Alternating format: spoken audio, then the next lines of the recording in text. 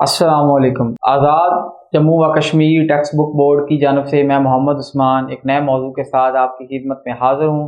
आज हम जिस मौजू पर गुफ्तगू करेंगे उसका उन्वान है अफ़गान जंग के असबाब और अहम वाक़यात पर बात करें। हमारा ये मौजू भी जमात अशतम के बाब शशम से लिया गया है।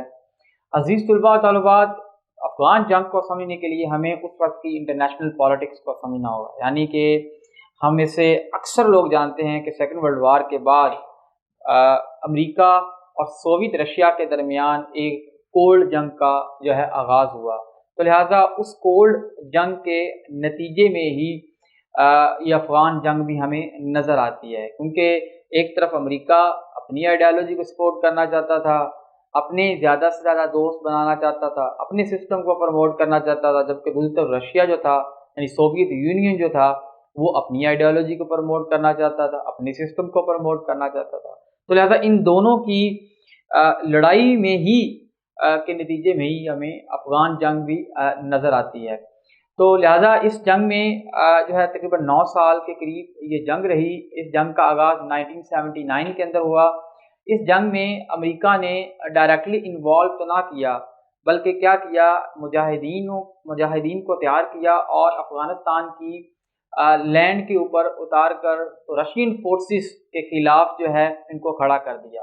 तो लिहाजा इस जंग के अंदर एक तरफ रूसी फौजी वो अफ़गानिस्तान के नाम पर लड़ रहे थे, और जबकि दूसरी तरफ सारी दुनिया के जो मुजाहिदीन थे वो रूसी फोर्सेस के खिलाफ अफ़गानिस्तान में मसरूफ़ थे। तो ये एक जंग थी। अब हम इस जंग के असबाब की तरफ जाते हैं।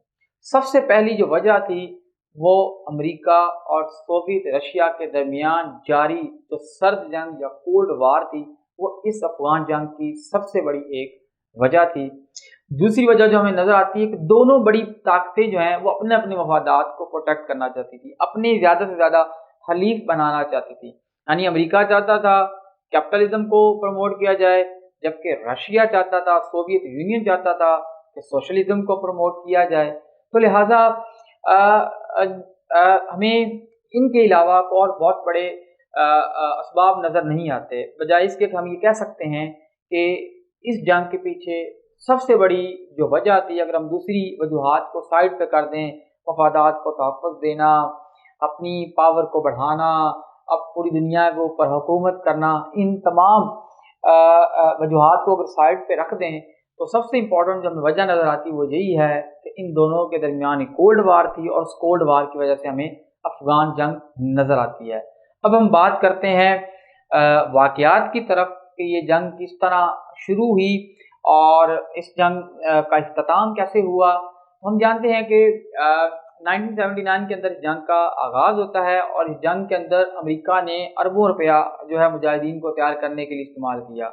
एक तरफ पाकिस्तानी ISI, दूसरी तरफ अमेरिकन CIA ने मिलकर मुजाहिदीन को तैयार किया और इनको अफ़गानिस्तान में उतार दिया रशियन फोर्सेस को वहाँ से निकालने के लिए। और बिलाखिर क्या हुआ कि रशियन फोर्सेस को हार मानना पड़ी, और अप्रैल 1988 के अंदर दोनों बड़ी ताकतों के दरमियान एक मुआहिदा हुआ जिसको मुआहिदा जेनेवा कहते हैं। और इस मुआहिदे के तकरीबन 1 साल के बाद जो है रशियन फोर्सेस ने अफ़गानिस्तान को छोड़ दिया। तो ये था हमारा आज का मौजू। इसके साथ ही ये मौजू अपने इख्तिताम को पहुँचता है। बहुत जल्द एक नए मौजू के साथ आपकी खिदमत में हाज़िर होंगे। तब तक के लिए अल्लाह हाफ़िज़।